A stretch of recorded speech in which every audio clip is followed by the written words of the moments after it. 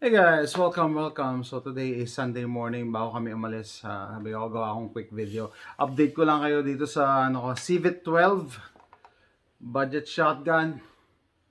Civet 12. Pinattern talaga dito sa Sega 12 kasi yung magazine niya Sega 12 din. Yun nga ang problema ko, wala akong Sega 12. Ang dami ko ng magazine ng mga Turkish na semi-auto, hindi, AK style pala talaga dapat. Anyway, Sega 12 yung magazine, Sega 12 din yung muzzle brake. Ito yung bago kong binili. Metal siya. Ayan, matigas talaga, tsaka mabigat. No? Nagkamali ako ng bili. Sabi ko pa naman. Anyway, safety check sa mga safety Nazis. Yan. No? Kamali ako ng bili kasi ito, sabi ko, napanalunan ko sa eBay. KSG. KSG 12. So, yung Keltec KSG, sabi ko 12 gauge din naman yan. I'll risk it. Sabi ko, okay, ang laki nito. No? Kaso, ang laki ng ano niya. Ang laki ng butas nito. It's not gonna fit. Masyado siyang loose. Kaya, pinag-iisipan ko pa kung isusoli ko to or itatabi ko lang as spare parts. Baka just in case magkaroon ako ng KSG, no? Diba? Pero ganda sana. Kasi ito, aluminum to. Lightweight. Ito, steel. Sabi ko sa inyo dati, di ba? Fan ako ng muzzle brake. Kasi nakakatulong talaga siya sa recoil. Pag muzzle brake, mas gusto ko talaga ang steel. Kasi mas mabigat. May added weight. Pag babaril ka, kahit papano, yung muzzle rise, hindi ganong umaakyat. Okay? Ito, sabi ko, okay. Nahirapan kasi ako maghanap ng muzzle brake nito sa eBay, wala. Kaya ito na lang inano ko. Yung pala, hindi kasya. Masyado maluwag ang KSG. No? 12 gauge. Although parehas na silang 12 gauge. Kita nyo, no? Although parehas na silang 12 gauge, dire-diretso lang to dito ang ano. Kasi yung diameter ng barrel niya, maliit. Sabi ko, okay, I learned something. Mas malaki pala ang diameter ng KSG, no? Di pa nila pare-parehas yung mga 12 gauge na ano, na tube or barrel. Ito, ang ganda pa naman ito. Anyway, so pinag-iisipan ko pa kung isusoli ko to or just keep it sa spare parts ko. Just in case in the future karoon ako ng KSG. Okay. So pagka meron kayong Sega or clone ng Sega 12, ang thread niya is M22 sa kanang throat ko. M22 by 0.0 by 0.75 right hand thread. Okay. So, compatible to sa Sega 12 at saka sa Vapor 12. Talagang Russia ng kinopya nito, no? By the way, kung di nyo pa alam, ang Civet, SDS Import Civet 12, Chinese clone to ng Sega. So, made in China to. Okay, so na-disappoint ako. Meron akong made in Turkey na, sabi ko, meron ako isang shotgun, may muzzle brake din. No? Bihira kasi sa shotgun na may muzzle brake.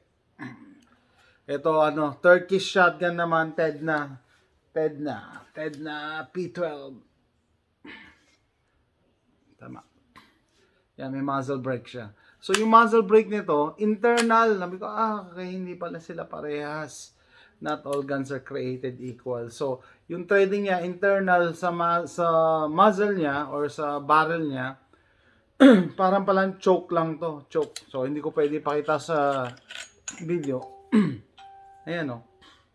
Dito siya pinapasok. Ang thread nasa loob. Anyway.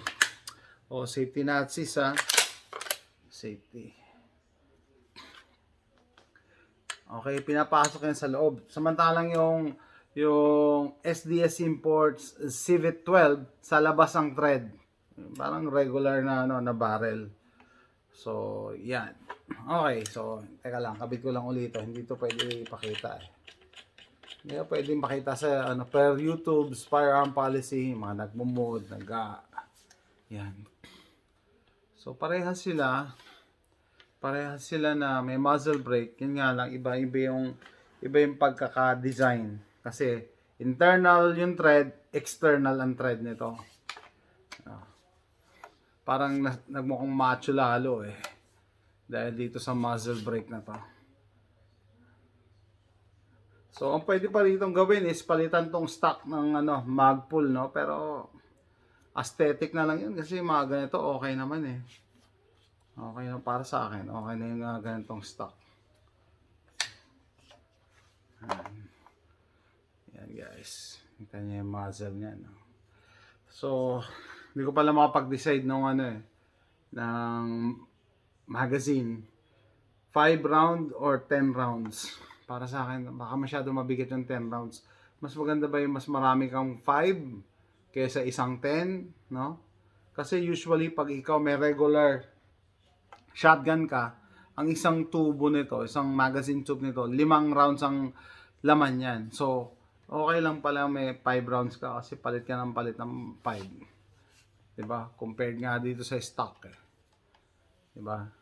So, pag ito, magazine fed, disable na nila tong disable na nila tong barrel, ay atong magazine tube na to.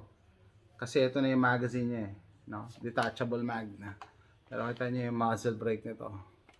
Hawig siya sa meron akong muzzle brake na ganito sa AR-15. Parang Yankee Hill. Hawig niya yung Yankee Hill na mamaya siguro pakita ko doon sa isa kong channel. Yankee Hill. Kung mahintayin nyo, kunin ko ka. Dali lang Tignan nyo muna yung barrel ko.